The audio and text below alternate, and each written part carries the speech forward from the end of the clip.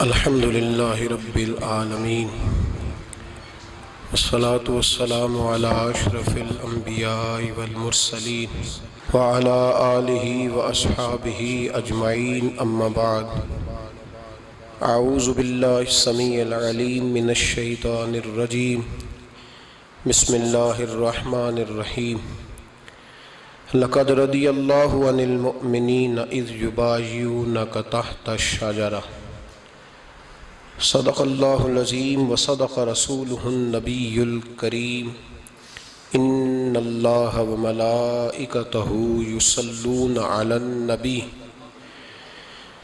یا ایہا الذین آمنوا صلوا علیہ وسلموا تسلیما اللہم صلی علی سیدنا و مولانا محمد معدن الجود والکرم وآلہ وصحبہ وبارک وسلم۔ حمد الصلاۃ کے بعد امیر المومنین خلیفۃ المسلمین داماد مصطفیٰ صلی اللہ علیہ وسلم حضرت سیدنا عثمان غنی رضی اللہ تعالیٰ عنہ کی حیات مبارکہ کے حوالے سے چند باتیں آج گفتگو کا عنوان ہے۔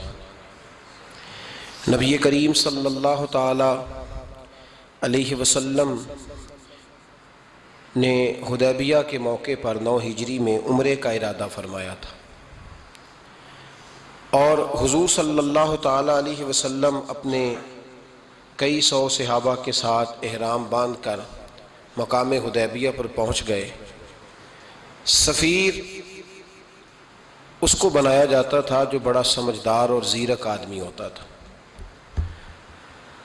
نبی پاک صلی اللہ علیہ وسلم نے اس موقع پر جس کو اپنا سفیر بنا کے بھیجا وہ حضرت سیدنا عثمان غنی رضی اللہ تعالیٰ عنہ۔ حضور نے انہیں سفیر بنا کر کے مکہ مکرمہ میں بھیج دیا، اور 2 ٹارگٹ دیے اپنے سفیر کو، 2 باتیں فرمائیں۔ فرمائے ایک تو جا کے مکے والوں کو بتاؤ کہ ہم جنگ کرنے نہیں آئے، اللہ کے گھر کا دیدار کرنے آئے، اور بڑے پرامن طریقے سے ہم طواف کریں گے، سعی کریں گے، عمرہ کریں گے، لوٹ جائیں گے۔ یہ ہمارا واحد ایجنڈا ہے، اس کے علاوہ کوئی پروگرام نہیں ہے۔ اور دوسرا انہیں یہ بتاؤ ان لوگوں کو جو ایک زمانے سے مکہ مکرمہ میں کفار مکہ کے ظلم سہ رہے ہیں، ہمارے وہ غلام جو یہاں بڑی تکلیف میں ہیں، ان کو یہ خبر دے دو، عثمان انہیں میرا پیغام دے دینا کہ اب تمہاری مشکلات کے دن تھوڑے رہ گئے، اب بڑی جلدی اللہ تبارک و تعالی دین اسلام کو فتح عطا فرما دے گا۔ حضرت عثمان غنی تشریف لے گئے۔ جب حضرت عثمان غنی وہاں پہنچے تو کفار نے آپ کو روک لیا۔ انہوں نے کہا کہ آپ رکیے، دیر ہو گئی۔ ادھر ابو سفیان نے حضرت عثمان غنی رضی اللہ تعالیٰ عنہ کو یہ کہا کہ ہم نبی پاک صلی اللہ علیہ وسلم کو اور ان کے صحابہ کو عمرہ نہیں کرنے دیں گے، آپ اگر چاہیں تو وہ سامنے بیت اللہ شریف ہے، طواف کریں، آب زمزم پئیں، حجر اسود پہ جائیں، مقام ابراہیم پہ جائیں، صفا مروہ کریں، آپ چاہیں تو کر لیں۔ تو حضرت عثمان غنی رضی اللہ تعالیٰ عنہ فرمانے لگے میں تڑپ رہا ہوں کعبے کے طواف کے لیے، لیکن میں بیت اللہ کا طواف اسی وقت کروں گا جب آگے آگے مجھے میرے مصطفیٰ کریم نظر آئیں گے صلی اللہ تعالی علیہ وسلم۔ لوگ آج پوچھتے ہیں کہ بغیر مدینہ شریف جائے حج مکمل نہیں ہوتا۔ میں نے کہا مدینہ شریف کے بغیر حج ہو جاتا ہے، پر مدینے والے کے بغیر نہیں ہوتا، اس لیے کہ حضور نے فرمایا صحیح مسلم میں خذوا عنی مناسککم، حج کے طریقے مجھ سے سیکھو۔ اللہ نے تو کہہ دیا حج کرو، تفصیل تو بتائی نہیں، تو اب آپ کو حضور سے سیکھنا پڑے گا۔ مدینے کے بغیر تو شاید حج ہو جائے، پر مدینے والے کے بغیر حج نہیں ہوتا۔ حضرت عثمان غنی رضی اللہ تعالیٰ عنہ کہنے لگے میں طواف ضرور کروں گا، پر اس وقت کروں گا جب مجھے حضور آگے آگے نظر آئیں گے۔ ادھر ایک شخص نے حضور کی بارگاہ میں بھی کہا اپنوں کا نہ پتہ ہوتا ہے، دل بدستاور کے حج اکبر است۔ جو دل ہوتے ہیں نا، دل کو دل سے راہ ہوتی ہے۔ یہ کئی دفعہ جسم علیحدہ علیحدہ ہوتے ہیں پر یہ اکٹھے دھڑک رہے ہوتے ہیں۔ تو دل کو راہ ہوتی ہے. عرض کی یا رسول اللہ صلی اللہ علیہ وسلم عثمان غنی تو طواف کر رہے ہوں گے، صفا مروہ میں ہوں گے، بڑی موج ہوگی، آب زمزم کھول کے پی رہے ہوں گے. حضور نے سامنے والے کا چہرہ غور سے دیکھا، فرمایا عثمان کو تم زیادہ جانتے ہو کہ میں زیادہ جانتا ہوں؟ یا رسول اللہ آپ ہی زیادہ جانتے ہیں. فرمایا پھر فکر نہ کرو، عثمان میرے بغیر طواف نہیں کرے گا. بات ختم ہو گئی، میرے بغیر عثمان طواف نہیں کرے گا، ختم ہو. اب کسی نے افواہ پھیلا دی کہ حضرت عثمان غنی کو شہید کر دیا گیا. نبی پاک علیہ السلام تک بھی خبر آئی. حضور جانتے تھے. ہمارا دل نہیں کرتا کوئی انتشاری بات کرنے کو، لیکن جب لوگ کرتے ہیں تو پھر دل کو تکلیف ہوتی ہے. اب یہاں سب نے لکھا ہے کہ نبی پاک صلی اللہ علیہ وسلم کو خبر ملی، حضور پریشان ہوئے، صحابہ کو مشورے کے لیے بھی بلایا، بیعت رضوان بھی ہوئی. اگر علم غیب ہوتا، یہ سارا کچھ نہ ہوتا. اور میں نے کہا خدا کے بندے، اگر حضور اپنا علم غیب اس وقت ظاہر کرتے تو حضرت عثمان کے لیے قرآن کی آیتیں نہ نازل ہوتی، اس بیعت کے تذکرے نہ ہوتے. ہر بات پہ لوگ معاذ اللہ تعالیٰ. اب دیکھیے نا، یہاں یہ جملہ چھوڑنے کی کیا ضرورت ہے؟ تم قوم کو کیا دے رہے ہو؟ لوگوں کو کیا بتا رہے ہو کہ نبی پاک علیہ السلام اندھیرے میں بیٹھ کے فیصلے کر رہے تھے؟ کیا بتا رہے؟ آج انٹیلیجنس کی رپورٹس بتا دیتی ہیں کہ وہ فلاں کس طرح کا ماحول ہے اور آپ نے کس طرح کرنا ہے، تو تمہیں اپنی خفیہ ایجنسیوں کے مطابق تم فیصلہ کرو تو کہتے ہو ہم بھئی اندھیرے میں فیصلہ نہیں کر رہے، ہمیں رپورٹ ہے تو فیصلہ کر رہے ہیں. اور نبی پاک علیہ السلام کے بارے میں تم لوگوں کو یہ بتا رہے ہو کہ حضور اندھیرے میں فیصلہ کر دیتے تھے، پتہ ہی نہیں تھا. کس طرح کی بات کرتے ہو؟ میرے محبوب پاک علیہ السلام فرماتے ہیں کہ اللہ تبارک و تعالیٰ نے مجھے اس طرح کا علم عطا فرمایا ہے کہ جو تمہارے ذہن میں ہو مجھ سے پوچھو، میں فوراً تمہیں جواب دوں گا. لیکن لوگ اڑ گئے ہیں، کیا کیا جائے؟ اور عجیب فلسفہ ہے. یہاں بھی گرہ لگا دی، پتہ ہوتا تو یہ سارا. اور میں نے کہا خدا کے بندے، اگر یہ سارا کچھ نہ ہوتا تو پھر یہ آیتیں کیسے نازل ہوتی؟ پھر صبح قیامت تک حضرت عثمان غنی کی عظمتوں کا کیسے پتہ چلتا؟ جب خبر ملی نا کہ حضرت عثمان غنی کو شہید کر دیا گیا تو حضور نے صحابہ کو بلایا، فرمایا آؤ میری بیعت کرو. حالانکہ بیعت پہلے ہو چکی، آؤ دوبارہ بیعت کرو. یا رسول اللہ کس چیز کی بیعت کرنی ہے؟ تو نبی پاک نے فرمایا میرے ہاتھ پہ بیعت کرو کہ ہم عثمان غنی کے خون کا بدلہ لیے بغیر یہاں سے جائیں گے نہیں. ہم عثمان کے خون کا بدلہ لیے بغیر یہاں سے جائیں گے. اور حوالہ کسی نے دیکھنا ہو علامہ اسماعیل حقی کا تو میں دکھاؤں گا. جس شخص نے دوڑ کر سب سے پہلے نبی پاک کی بیعت کی وہ مولا علی شیر خدا تھے. کہ یا رسول اللہ جانے نہیں عثمان کا خون کا بدلہ لیے بغیر. سب سے پہلے شیر خدا آگے بڑھے. آج لوگ انہی لوگوں میں اختلاف دکھانے کی کوشش کرتے ہیں، صحیح لا حاصل کرتے ہیں. سب سے پہلے دوڑ کر حضرت شیر خدا آگے بڑھے، کہا حضور میں بیعت کرتا ہوں. نبی پاک نے صحابہ کے ہاتھوں میں بیعت ہو رہی ہے. یہ وہ والا واقعہ نہیں جو اس چوک میں پیش آیا تھا، یہ وہ والا واقعہ نہیں جو میرے ساتھ ہوا تھا تو میں آپ کو سنا رہا ہوں. یہ وہ والا واقعہ ہے جو رب کو اتنا پسند آیا کہ اللہ نے قرآن پاک میں بیان فرما دیا ہے. اس کی اہمیت کا اندازہ لگائیں کہ رب کریم کو اتنا محبوب ہے یہ انداز کہ قرآن میں بیان کیا.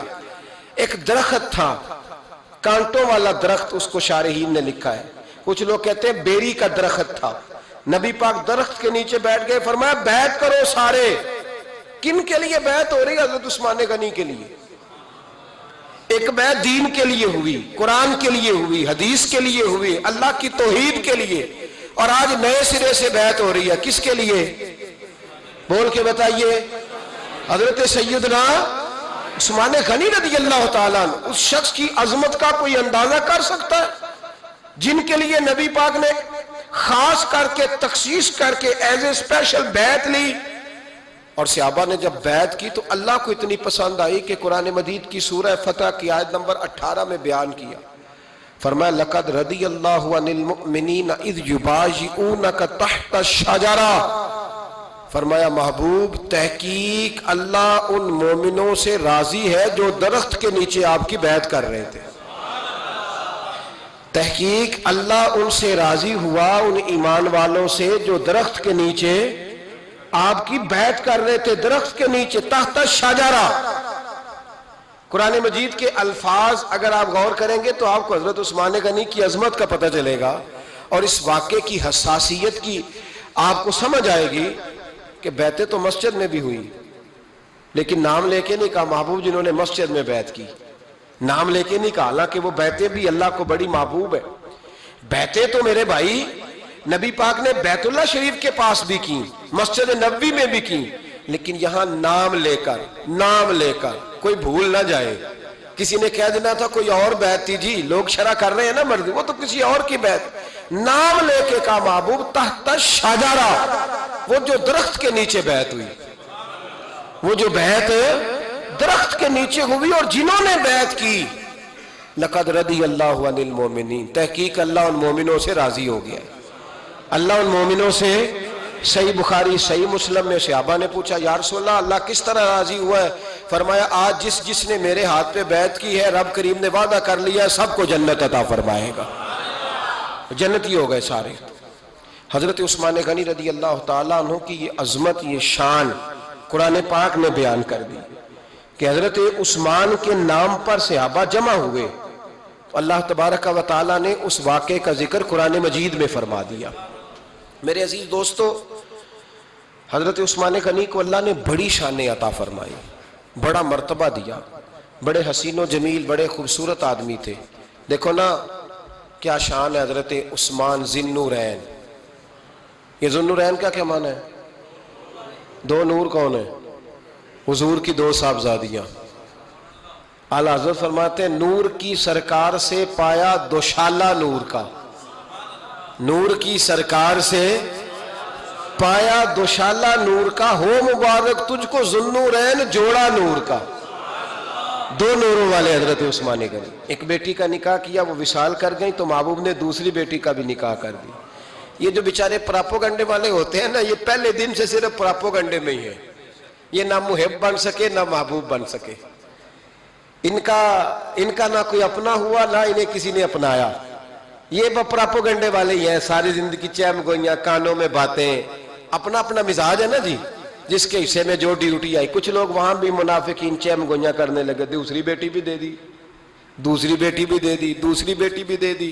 محبوب کے کانوں تک آواز گئی، فرمایا زیادہ باتیں نہ کرو، میری 40 بھی ہوتی. وہ ختم ہو گئی بات، تم 2-3 کی بات کرتے ہو.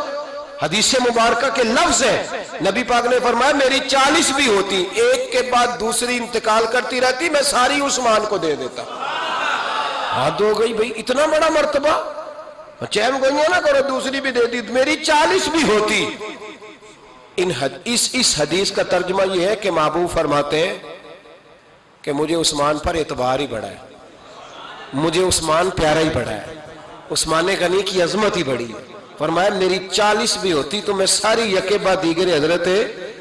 حضرت اسامہ بن زید رضی اللہ تعالیٰ عنہ فرماتے ہیں نبی پاک نے اپنی صاحبزادی حضرت رقیہ رضی اللہ تعالیٰ عنہ کا نکاح حضرت عثمان غنی کے ساتھ کیا تو دونوں میاں بیوی پیارے بڑے تھے، حسین و جمیل بڑے. حضرت عثمان بڑے نفیس آدمی تھے، بڑی نفاست تھی. کپڑا سادہ پہنتے تھے لیکن لوگ کہتے ہیں کبھی ہم نے ان کے کپڑوں پہ دھبا نہیں دیکھا، چہرے پر اتنا سا گرد کا نشان نہیں دیکھا. ہمارے ملک میں سب سے زیادہ خرچہ میک اپ کا آتا ہے، پتہ ہے آپ کو جی؟ اب اگلی جو بات کرنی ہے اس پہ اپنے آپ کو وقت کتنا دیتے ہو، سجنے میں، سورنے میں، تیار ہونے میں کتنا وقت لگاتے ہو. فرمانے لگے حضرت عثمان غنی اتنا تو ٹائم ہی نہیں ہے کہ اپنے آپ کو دیا جائے.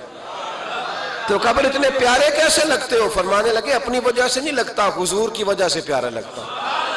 کب وہ کس طرح؟ فرمانے لگے نبی پاک صلی اللہ علیہ وسلم نے ہمیں وضو دیا ہے. فرمایا ایک دفعہ وضو کر کے آئینے کے سامنے کھڑا ہوتا ہوں یوں لگتا ہے اللہ نے میرے چہرے کو پہلے سے زیادہ نور عطا کر دیا ہے. دیکھیں نا باقی جسم چھپا ہوا ہے اور جو ظاہر ہے اس پر وضو کا حکم ہے. ہاتھ ظاہر ہے تو وضو کر لو، پیر پردے سے باہر ہے تو ان کو دھو لو وضو میں، چہرہ پردے سے کپڑوں سے باہر ہے تو اس کو وضو میں. تو عثمان غنی فرماتے 5 وضو تو میں تازہ کرتا ہوں، پچھلا ہو بھی تو نئی نماز تازے وضو سے پڑھتا ہوں. اور فرماتے اگر میرا قرآن مجید کھولنے کا ارادہ بن جائے تو پھر وضو 6 بھی ہو جاتے ہیں، اور تہجد کے وقت اٹھوں تو 7 بھی ہو جاتے ہیں. فرماتے علیحدہ سے درود پاک پڑھنے بیٹھوں تو پھر 10-11 وضو بھی ہو جاتے ہیں. میں وضو کرتا رہتا ہوں تو اللہ تازگی عطا کر دیتا ہے. حضرت اسامہ بن زید حضور کے غلام زادے ہیں. فرماتے میں چھوٹا سا تھا تو نبی پاک کے گھر میں گوشت پکا تو سرکار کو 4 بیٹیوں سے بڑا پیار تھا. حضرت فاطمہ سے زیادہ ہے لیکن 4 بیٹیوں سے بڑی محبت تھی. حضرت رقیہ اور جناب عثمان غنی کے گھر میں اسامہ بن زید کہتے ہیں حضور نے مجھے سالن دینے بھیجا, میں چھوٹا سا تھا اور ابھی پردے کی آیتیں بھی نہیں آئی تھی, حکم بھی نہیں آیا تھا. کہتے ہیں میں سالن دینے گیا, واپس آیا تو میں نے ان دونوں کو بیٹھے دیکھا تو میں نے اتنے حسین میاں بیوی کبھی دیکھے نہیں تھے, اور میری طبیعت کھل اٹھی. فرماتے ہیں جب واپس آیا نا, سرکار نے میرا چہرہ دیکھا, میں نے تو بات کرنی نہیں تھی, حضور نے چھیڑ دی. فرمایا میری بیٹی اور داماد کو دیکھ کے آئے ہو؟ یا رسول اللہ دیکھ آیا ہوں. فرمایا ایسا حسین جوڑا دنیا میں کبھی دیکھا ہے؟ کہا یا رسول اللہ اللہ کی عزت کی قسم کبھی دیکھا ہی نہیں. یہ ظاہری حسن اللہ نے حضرت سیدنا عثمان غنی رضی اللہ تعالیٰ عنہ کو عطا. ایک بات میری یاد رکھنا, حسن ظاہر کا نہیں ہوتا,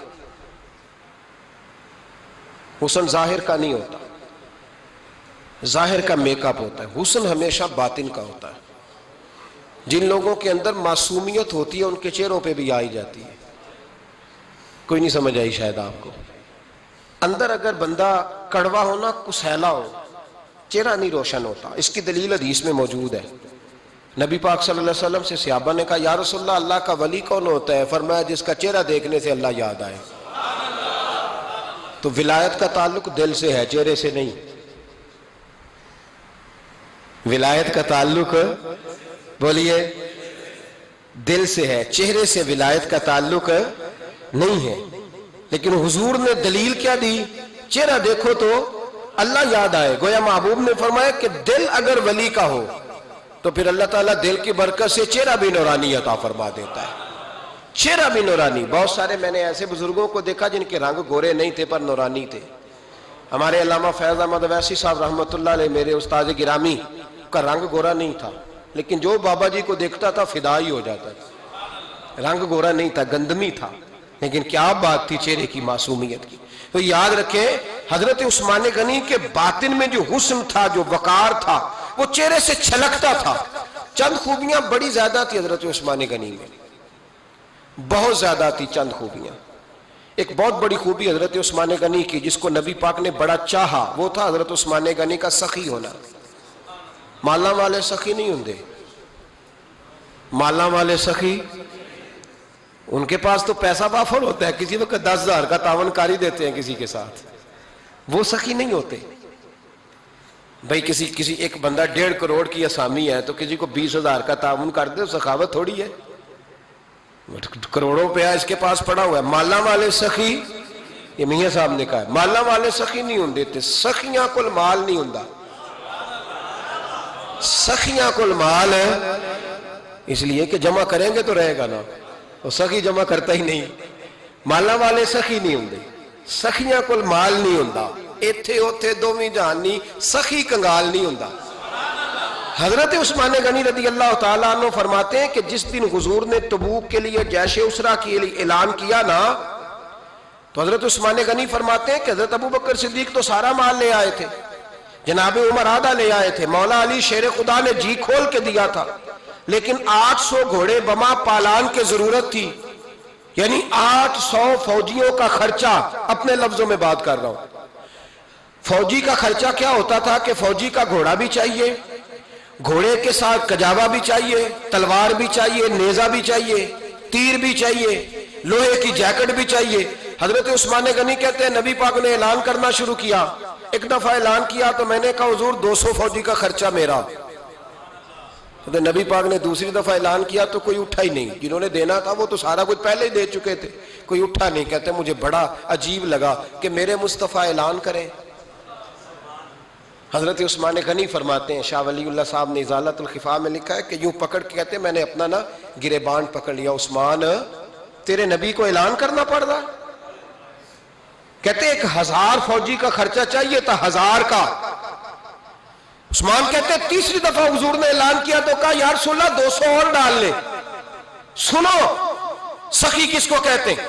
حضرت عثمان غنی رضی اللہ تعالیٰ عنہ فرماتے ہیں میرے پاس کل خرچہ میرے پاس 800 فوجیوں کا تھا, میں سارا کچھ بھی گھر سے لے آؤں تو 1000 میں پھر بھی پورا نہیں کر سکتا تھا. لیکن جب نبی پاک نے چوتھی دفعہ کہا نا کہ اٹھو بھئی ابھی خرچہ چاہیے, عثمان کہتے ہیں مجھے لگتا تھا میرے گریبان پھٹ جائے گا. یار میرے محبوب کو اعلان کرنا پڑ رہا ہے. عثمان غنی فرماتے میں اٹھ کے کھڑا ہوا، میں نے کہا حضور اب آپ نے اعلان نہیں کرنا، آپ 1000 ہی میرے کھاتے میں ڈال دیں، میں سب کا بندوبست کرا دوں گا۔ فرماتے میں نے 200 فوجی کا خرچہ پکڑ دکڑ کے پورا کیا۔ 200 کا خرچہ، غریب اصل میں اللہ سے تجارت نہیں کرتا اس لیے امیر نہیں ہوتا، غریب اللہ سے تجارت کرے نا، اللہ سے، اس کے رستے میں 200 دے کے 70 گنا کی امید رکھے یہاں بھی وہاں بھی، پھر امیر ہو جائے۔ یہ تجارت نہیں کرتا، یہ کہتا ہے اللہ کے رستے میں امیر خرچ کریں گے، میری نہیں ڈیوٹی۔ حضرت عثمان غنی کہتے ہیں میرے پاس 800 کا بندوبست تھا، میں نے 1000 کا دیا۔ حضور تشریف لے گئے، فرماتے ہیں جہاد سے جب واپسی ہوئی نا، ایک ایسا سودا تھا جس میں سے مجھے نفع کی امید ہی نہیں تھی، پر اللہ نے مجھے 11 گنا نفع عطا فرمایا۔ مالا والے سخی نہیں ہوں گے، سخیاں کل مال۔ دیکھیں نا جنت البقیع، وہ والا قبرستان جس میں کوئی دفن ہو جائے تو نبی پاک کی سفارش کا حقدار ہو گیا، وہ والا قبرستان جس کا نام ہی جنت ہے۔ وہاں نا ایک یہودی اپنے جانور باندھا کرتا تھا، تو سرکار ایک دن اس طرف گئے تو واپس آئے، حضرت عثمان غنی قریب کھڑے تھے، نبی کریم صلی اللہ تعالی علیہ وسلم نے فرمایا عثمان اس جگہ کی طرف ذرا چکر لگانا، جگہ بڑی اچھی ہے۔ عثمان غنی گئے، جگہ خرید کے واپس آ گئے۔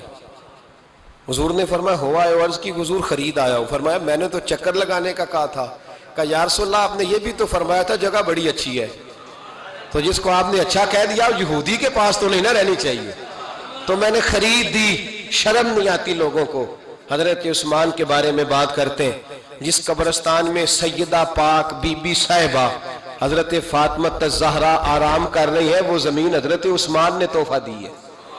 حیا نہیں آتی بات کرتے؟ شرم نہیں آتی؟ یہ صدقہ سیدہ فاطمہ کا ہی ہے، انہی کے لیے اللہ نے تحفہ دیا، اور اس کے پیسے حضرت عثمان غنی نے ادا کیے۔ پھر اس قبرستان میں سیدہ پاک نے آرام کیا، پھر اسی قبرستان میں عثمان ابن مسعود نے آرام کیا، پھر اسی قبرستان میں حضرت حلیمہ سعدیہ لیٹی ہوئی ہے، اسی قبرستان کے اندر نبی پاک کی زوجہ سیدہ عائشہ آرام کرتی ہے، پھر اسی زمین پر میرے محبوب کے پیارے نواسے امام حسن آرام فرمائے۔ حضرت عثمان غنی رضی اللہ تعالیٰ عنہ کے بارے میں بات کرتے تیری زبان نہیں کانپتی؟ ان کو بات کرتا ہے جن کے تحفے اہل بیت نبوت نے قبول فرمائے، اور وہاں آرام کرنا انہوں نے پسند کیا، اتنا بڑا جرت بند ہو گیا تو۔ حضرت سیدنا عثمان غنی رضی اللہ تعالیٰ عنہ سخاوت کی تو کمال کر دیا حضرت عثمان غنی، اور پھر ضرورت سے زیادہ پیسے دے کے۔ وہ کنویں کی بات بڑی معروف ہے، میں نے بس اشارہ کرنا ہے، نبی پاک نے بھی اعلان کیا تو بڑا ہی اعلان کر دیا، فرمایا وہ میٹھے پانی کا کنواں ہے، قبضہ یہودی کا ہے، جو بندہ خرید کر وقف کرے گا نا اسے کیا ملے گا؟ تو حضور نے فرمایا میری جیب میں جنت کی ٹکٹ ہے، میں اسے جنت دے دینی، یہ ہے عرض جنت، یہ طیبہ کی زمین ہے، جنت بھی یہی، مال کے جنت بھی یہی ہے، جنت لے لے مجھ سے، لے لے۔ حضرت عثمان غنی گئے، اس کو کہا بھئی کنواں میرے ہاتھ بیچ دے۔ کنویں کی قیمت تھی 500-700 دینار، تو حضرت عثمان 500-600 دینار کل کنویں کی قیمت تھی۔ جناب عثمان غنی گئے، یہودی کو پتا تھا کہ یہ خریدنا چاہتے ہیں، فرمایا یار یہ کنواں بیچ دو۔ کہنے لگا نہیں بیچنا۔ فرمایا قیمت منہ مانگی، کہنے لگا قیمت میری مرضی کی، کہا تمہاری مرضی کی، اپنی اپنی اوقات ہوتی ہے نا قیمت لگانے کی، تمہاری مرضی کی۔ کہنے لگا میری شرط ہے میں ایک دن کے لیے کنواں دوں گا، ایک دن میں ایک دن آپ۔ فرمایا یہ بھی منظور ہے۔ کتنے پیسے؟ اس نے کہا میں 3000 دینار لوں گا، 500-600 کا ہے۔ حضرت عثمان غنی فرمانے لگے تو نے اپنی اوقات کے مطابق 3000 مانگا ہے، میں 40,000 لے کے آیا تھا، اپنی اوقات کے مطابق مانگا، 40,000 دینار میری جیب میں۔ یہودی کہنے لگا عثمان تو تاجر ہے، اور عام تاجر نہیں، عالمی سطح کا تاجر ہے، لوگ تیری تجارت کی مثالیں عرب میں دیتے ہیں، پر 500-600 کا کنواں 40,000۔ فرمانے لگے مسئلہ کنویں کا نہیں، مسئلہ مصطفیٰ کے فرمان کا ہے، وہ جو حضور کا فرمان پورا کرنا ہے نا، اس کے لیے 40,000 تھوڑے ہیں، میرے پاس تھے ہی اتنے جو لے کے آیا ہوں۔ حضرت عثمان نے پیسے چکائے، اس نے کہا ایک دن پانی ملے گا۔ فرمایا منظور ہے۔ وہ ایک دن بیچا کرتا تھا پانی، حضرت عثمان نے اعلان کر دیا جو میرا دن ہے نا فری پیو، اپنے بھی پیو، بیگانے کا اعلان کوئی نہیں کرنا، میرا کوئی پروگرام نہیں۔ لیکن آپ مطلب ہلکا ہلکا ایسے ایسے دیکھیں گے، سوچیں گے، غور کریں گے، او بھائی پیسہ بھی بانٹنے سے چلو بولو تو صحیح نا، اس پر بھی آپ حامی تو بھرے نا، سچی بات کر تو لینی چاہیے نا۔ چلے عمر آپ 2 سال کے بعد کر لینا، 6 سال کے بعد کر لینا، پر ہاں نہ تو صحیح کرے نا، پیسہ بھی ہمیشہ بانٹنے سے۔ ملا رومی رحمت اللہ علیہ فرماتے ہیں کنویں سے سادہ پانی نکل جائے تو تازہ آ جاتا ہے، اور اگر پانی کنویں کے اندر رہے سارا ختم نہ ہو تو باسی ہو جاتا ہے۔ اس لیے فرمایا کرتے تھے میں اس کنویں سے پانی پیتا ہوں جس پہ رش زیادہ ہوتا ہے، اس لیے کہ وہاں سے پانی ختم ہوتا ہے تو تازہ آتا رہتا ہے۔ فرماتے تو اللہ کے رستے میں سارا خرچ کر دے، اللہ تازے عطا کر دے گا اور پہلے سے زیادہ عطا کر دے گا۔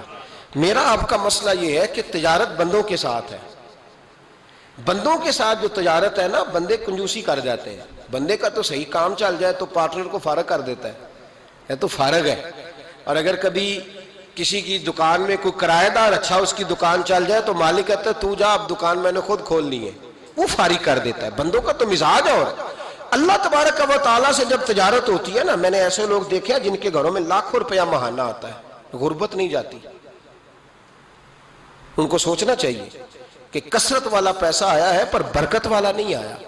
حضرت عثمان غنی رضی اللہ تعالیٰ عنہ فرماتے ہیں کہ پہلے بھی میں بڑا تاجر تھا، لیکن جب سے مصطفیٰ کے نام پر خرچ کرنا شروع کیا، پھر کہاں کہاں سے آیا کب، اور بڑی سیانی بات فرماتے ہیں۔ آپ فرماتے ہیں میں کلمہ پڑھنے سے پہلے تجارت کو وقت زیادہ دیتا تھا، اور مسلمان ہونے کے بعد میں نے تجارت کو ٹائم تھوڑا دیا ہے، پر اللہ نے روزی مجھے زیادہ عطا فرمائی۔ اس لیے برکت پر ہماری توجہ نہیں رہی، غیبی خزانوں پر خیال ہم نے چھوڑ دیا ہے۔ غیبی خزانوں سے جو چیز ملتی ہے وہ زیادہ ملتی ہے، جو مادی ذرائع سے ملتی ہے وہ چیز کم ہوتی ہے۔ حضرت عثمان غنی پر الزام لگا جب آپ کا دور حکومت تھا، یہ یاد رکھیں کہ سب سے زیادہ الزامات حضرت عثمان غنی پہ لگائے گئے۔ جن بندوں کے قد کاٹ زیادہ ہوتے ہیں ان کے خلاف پراپوگنڈے بھی لمبے چوڑے ہی ہوتے ہیں۔ بڑی بات یاد رکھنا، کہا گیا کہ حضرت عثمان لوگوں کو نوازتے بڑا ہے، بڑا دیتے حضرت عثمان غنی۔ تو حضرت عثمان غنی فرمایا کرتے تھے حکمران تو میں آج بنا ہوں تو میں تو پہلے بھی بڑا دیتا تھا، وہ کس خزانے سے دیتا تھا؟ آپ جواب دیا کرتے۔ دیکھیں ذرا، لاکھوں لوگ حج کرنے آتے تھے، پر حضرت عثمان غنی حج کرنے جاتے تو اعلان کر دیتے کہ کوئی حاجی حج کے موقع پر آ کے کھانا نہ پکائے، سب کو کھانا عثمان غنی اپنی جیب سے دیا کریں گے۔ مینا میں لنگر کھانا ہوتا تھا حضرت عثمان غنی کا، مینا میں فرماتے تھے کھاؤ حاجیو جتنا کھا سکتے ہو، اور پھر حضرت عثمان غنی کا اعلان تھا، خدام کو کہتے تھے میں آخر میں کھاؤں گا، پہلے میرے سارے آنے والے حاجیوں کو کھلایا جائے۔ ایک مجھ سے ایک دوست نے سوال پوچھا 4-5 دن ہو گئے، کچھ سوال ایسے ہوتے ہیں جو بندے کو چوراہے پہ لا کے کھڑا کر دیتے ہیں، زندگی میں نہ بھولنے والے سوالات ہوتے ہیں۔ ایک شخص نے سوال پوچھا، کہنے لگا اوکاڑے دینی اور مذہبی گھرانہ ہے، اوکاڑے سے تعلق ہے، میرے ساتھ محبت کا رشتہ ہے، کہنے لگے بیٹی کی شادی کر دی ہے راول پنڈی میں، آپ کی بھی بیٹیاں ہیں میری بھی بیٹی ہے، بیٹی کی شادی کر دی ہے راول پنڈی میں، اب بچی چند دن رہنے آئی ہے، پوچھنا یہ ہے کہ نماز پوری پڑے گی کہ قصر پڑے گی؟ تو میرا تو اس نے کام کر دیا، حد ہو گئی، رو رو کے برا حال۔ میں نے کہا یار تو بند کر دے فون، رات کو بتاؤں گا۔ کیا پوچھ لیا یار تو نے؟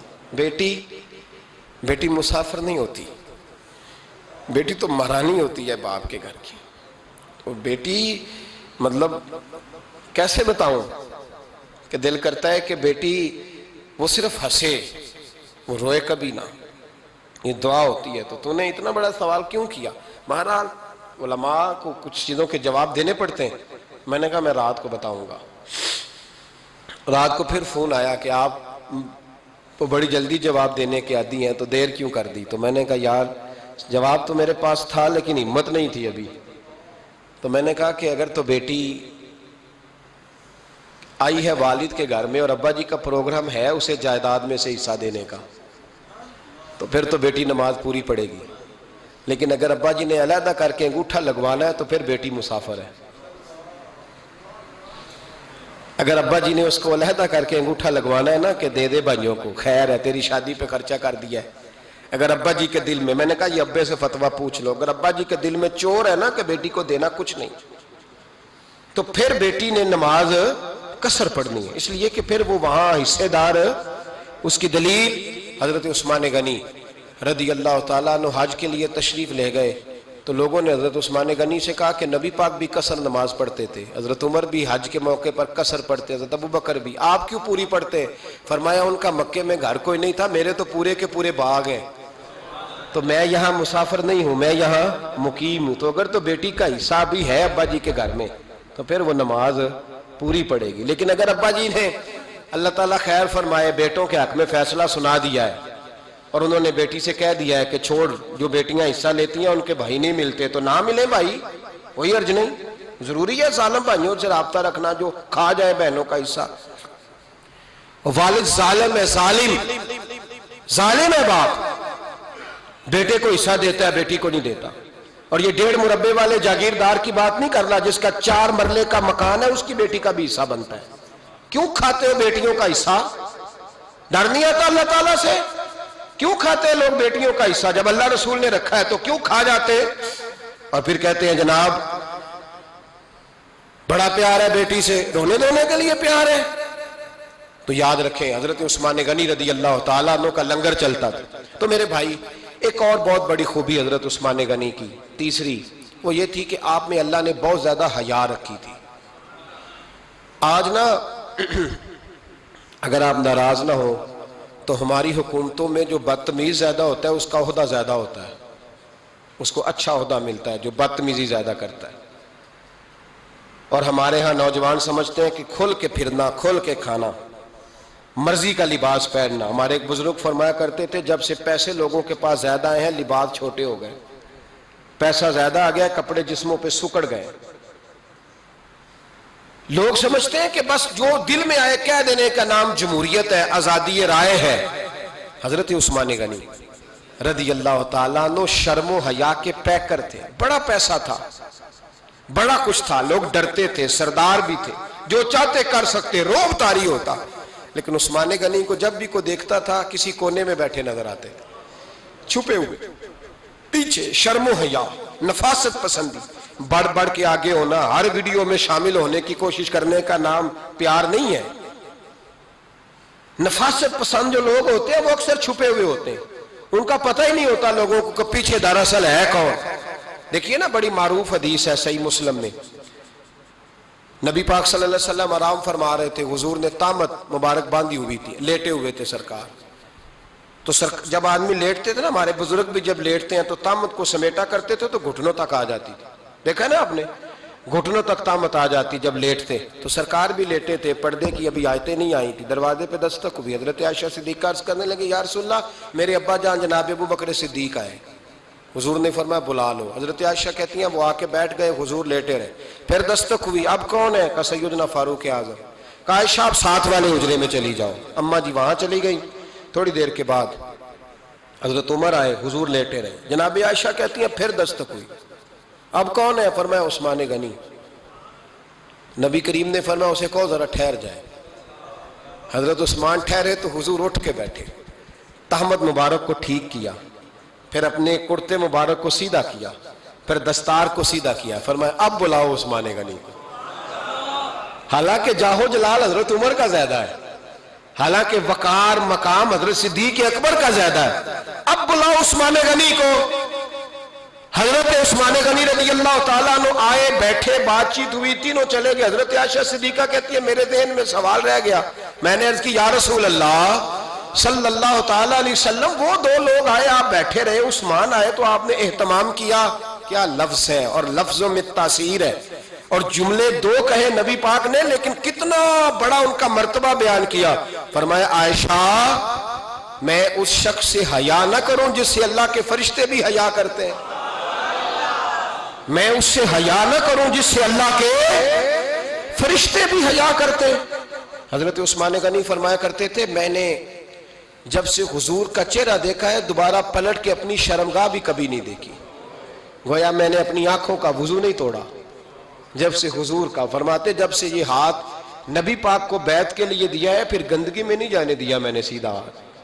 حضرت عثمان غنی فرمایا کرتے تھے میں اپنے گھر کے اندر اپنے غسل خانے میں 4 دیواری کے اندر بھی کپڑوں سمیت غسل کرتا ہوں، مجھے حیا آتی ہے غسل خانے میں بھی کپڑے. اور سنو ایک اور بڑی بات اہم، آپ فرمایا کرتے تھے میری جو محرم عورتیں ہیں نا، محرم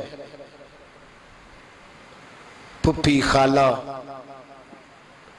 میری جو محرم عورتیں ہیں، فرمایا کرتے تھے میں نے کبھی ان کے بھی چہرے آنکھ بھر کے نہیں دیکھے، ان کے بھی چہرے کبھی میں نے آنکھ بھر کے نہیں دیکھے. جو میری محرم عورتیں ہیں پھپھی خالہ، فرماتے تھے ان سے بھی جب بات کرتا ہوں تو میں چہرہ جھکا کے. ہمارے ہاں تو کزن ایک دوسرے سے سلام لیتے ہیں، لڑکیاں لڑکے کزن ایک دوسرے سے سلام لیتے ہیں. بچیاں آیا کرتی تھی تو میری کبھی کبھی مجھے بتایا جاتا تھا، میں نے ایک پابندی لگا دی، بچیاں جب مدرسے میں آتی تھی کہ جو دور سے بچی آئے اس کو جس آدمی کا نام لکھا ہو بتایا جائے وہی لینے آئے. ایک دن مجھے اطلاع دی گئی کہ آپ تھوڑی دیر آئیں. میں گھر گیا تو مجھے بتلایا گیا کہ ایک بچی ہے تو اس کو جو پہلے لینے آتا تھا وہ نہیں آیا، کوئی اور آیا. میں نے اس کے بھائی کو فون کیا کہ آپ لینے نہیں آئے. کہنے لگے یہ کزن ہے ہمارا، اس کے ساتھ بھیج دیں، آپ ہمارا ہی کزن ہے، خالہ زاد ہے. میں نے کہا یار آپ کہاں ہو؟ کہنے لگے مجھے 20-25 منٹ لگ جائیں گے. تو میں نے کہا ابھی کلاسیں بھی جاری ہیں تو آپ ہی آ جانا خود ہی. میں نے کہا سب آپ بھیج دیں، مجھے اعتبار ہے اس پہ. میں نے اس کو ایک بات کہی جو آپ کو بھی کہتا ہوں، میں نے کہا یار تمہیں اعتبار ہے تو اللہ رسول کو اعتبار کیوں نہیں؟ انہوں نے کیوں غیر محرم بنایا ہے؟ عجیب تماشا ہے. مجھے پھپھی ذات پہ، خالہ ذات پہ، ماموں ذات پر اعتبار ہے، نبی پاک کو کیوں نہیں؟ آپ کو زیادہ پیار ہے لوگوں سے یا نبی پاک کو امت سے زیادہ پیار ہے؟ کیا مطلب تماشا ہے؟ کیا مزاج بنا لیا میں نے اور آپ؟ نبی پاک نے ایک شخص پر اعتبار نہیں کیا، فرمایا اس سے پردہ کرو. آپ نے اور میں نے کیسے کر لیا؟ نبی پاک نے خالہ ذات، پھپھی ذات، دیور پر، جیٹ پر، سالے پر، بہنوئی پر اعتبار نہیں کیا، پابندی لگا دی. تو نے کیسے کیا؟ تیرے دل میں زیادہ درد ہے، تو زیادہ دین کو سمجھنے لگا ہے، انسانیت زیادہ اچھل آئی ہے تیرے اندر. اعتبار کیا ہوتا؟ یاد رکھنا دنیا میں جتنے گھر تباہ ہوئے ان لوگوں کی وجہ سے نہیں ہوئے جن پر اعتبار نہیں تھا، ان کی وجہ سے ہوئے جن پر اعتبار تھا. گھر کا بیٹی لنکا ڈھائے، باہر والے آ کے کبھی بھی گھر میں کوئی نقب زنی نہیں کرتے، جب بھی کرتے اعتبار والے کرتے. میرے رسول پاک علیہ الصلوۃ والسلام کی وہ ازواج جن پر اللہ کو اتنا اعتبار ہے کہ رب کہتا ہے میرے محبوب کی بیویوں تمہاری جیسی دنیا میں دوسری ہے ہی کوئی نہیں. اللہ کو اتنا اعتبار ہے. لیکن ایک نابینا صحابی آئے تو حضور کی 2 ازواج بیٹھی تھی تو نبی پاک نے فرمایا پردہ کرو. یا رسول اللہ وہ تو نابینا ہے. فرمایا تمہیں تو نظر آ رہا ہے نا، تمہاری آنکھیں تو کھلی ہوئی ہیں. حضور کو اعتبار نہیں تھا. بس کر دیں.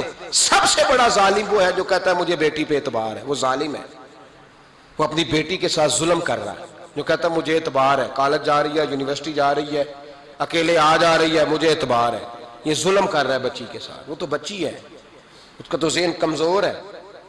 ہو سکتا ہے صاف دل ہو لیکن سامنے جو شیطان چوکوں میں گلیوں میں دائیں بائیں گھوم رہے ہیں وہ تو صاف دل نہیں ہے نا، وہ تو معصوم طبع نہیں ہے نا. تو بعض اوقات بڑے اچھے نفیس بچے بھی شیطانوں کا شکار ہو جاتے ہیں. خدا کا خوف کریں. حضرت عثمان غنی کی زندگی، حضرت عثمان فرماتے ہیں جو محرم عورتیں تھیں ان کی طرف بھی آنکھ بھر کے نہیں دیکھا، اس لیے کہ وہ خاتون ہے، میں مرد ہوں، میری حیا مانی. آج لوگوں کو شوق ہو گیا عورتوں کی مجلس میں دوڑ دوڑ کے جانا، وہاں بیٹھنا، وہاں وقت بتانا. پیرانے عظام کہتے ہیں کہ وہ درویشنیوں کے بیچ بیٹھے ہیں جی، باپ بیٹی ہوتے ہیں جی، مریدنی اور پیر. میں نے کہا کوئی نہیں ہوتے. اس رشتے پر استدلال ہے. اعلیٰ حضرت فرماتے ہیں واجب ہے پردہ پیر اور مریدنی کا، یہ پردہ واجب ہے. اگر کوئی شخص اس طرح بے پردہ بیعت لے گا، بیچ میں بیٹھے گا تو اس کا تو مرید ہونا ویسے ہی حرام ہے، جائز ہی نہیں ہے. جو سارا دن تویز دھاگے کے لیے بیٹھا رہے اور بیویوں سے گفتگو کرتا رہے. خدا را حضرت عثمان غنی رضی اللہ تعالیٰ عنہ کی زندگی میں جو باتیں ہمیں بہت زیادہ ملتی ہیں ان میں نفاست ہے، آپ کی حیا ہے، سخاوت ہے. ایک بات اور سن لیں، بڑا ستایا گیا حضرت عثمان غنی کو، پراپوگنڈے کیے گئے، آپ کے خلاف مہم چلی. عبداللہ ابن سبا نے بڑی مہم جوئی کی آپ کے خلاف.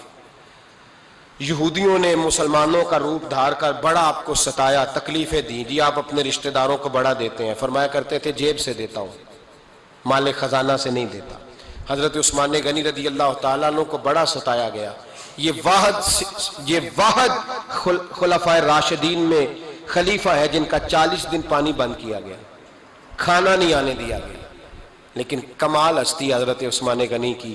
مولا علی جیسے شیروں نے جا کے کہا آپ اشارہ کریں، یہ جو آپ کے خلاف نکلے ہوئے ہیں تو ایک تلوار سے مار دیے جائیں گے. تو حضرت سیدنا عثمان غنی فرمانے لگے میں وہ والا مینڈا نہیں بننا چاہتا جس کی وجہ سے مدینے کی گلیاں رنگین ہو جائیں. امن کا کہا آپ خلافت چھوڑ دیں. فرمایا حضور نے کہا تھا اللہ تمہیں ایک قمیض پہنائے گا، لوگ اتارنا چاہیں گے تم نے اتارنی نہیں. صبر سے، حوصلے سے، اطمینان سے. یہ وہ واحد ہستی ہے حضرت عثمان غنی، انہوں نے شہادت قبول کر لی لیکن تلوار نہیں چلنے دی، لوگوں کو ایک دوسرے کے گلے نہیں کاٹنے دی. وہ شخصیت ہے حضرت عثمان غنی کی. لیکن بڑا ستایا گیا، بڑا پراپوگنڈا. مجھے بتائیے اس کے بارے میں اللہ قرآن کی آیتیں نازل کر دے اور جس کے بارے میں مصطفیٰ کریم ایک بار نہیں تین بار جنت کی بشارت عطا کر دے. کوئی بندہ ہمیں تاریخ بتائے، حوالے دے، کہانیاں سنائے تو ہم اس کی کہانیاں دیکھیں گے یا نبی پاک کا فرمان دیکھیں گے؟ بولیں، جا کے بولیں، جا کے. کسی کہانی پر کبھی بھی کان. بس ایک حدیث میں نے بڑی دفعہ سنائی ہے، پھر سناتا ہوں، ترمذی میں ہے. نبی پاک جنازگاہ تک گئے جنازہ پڑھنے. یا رسول اللہ فلاں آدمی انتقال کر گیا. جنازگاہ تک تشریف لے گئے جنازہ پڑھانے، لیکن جنازگاہ تک پہنچ کر محبوب نے فرمایا اس کا جنازہ نہیں پڑھانا. یا رسول اللہ کیوں؟ فرمایا اس لیے کہ یہ عثمان غنی سے بغض رکھتا تھا. تو حضور تو اس کا جنازہ نہیں پڑھتے. خبردار کسی داستان پہ کان نہ دھریں. عقلیں دوڑاتے پھرتے ہیں لوگ، ایسے ہوا تھا تو ویسے ہوا تھا تو اس نے کہا تھا تو اس نے کہا تھا. ہمیں اس کی اس کی نہیں خبر، ہمیں تو مصطفیٰ کا پتہ ہے.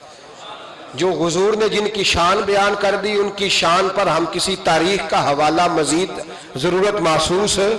بس اپنی طبیعت میں سادگی اور صفائی پیدا کریں، سخاوت پیدا کریں، حیا پیدا کریں. یہ حسن ہے. اس حسن کو حضرت عثمان غنی نے تقسیم کیا ہے. اللہ سمجھنے کی توفیق عطا فرمائے. آخر دعوانا